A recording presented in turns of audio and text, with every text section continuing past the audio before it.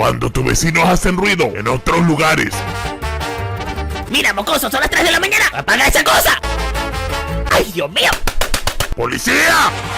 ¡Ah, véngase para acá! Espera, ¿y tú qué haces aquí? ¡Mira, animal, no ves que los vecinos están tratando de dormir, caballero! ¡En mi casita! ¿Acaso ese animal no duerme? ¡Ay, hijo, llama a la policía! Ah, por fin paz y tranquilidad. ¿Pero qué? ¡Mamá, el policía está bailando! ¡Quédate aquí, yo me encargo! Por fin va a haber tranquilidad. ¡Mamá!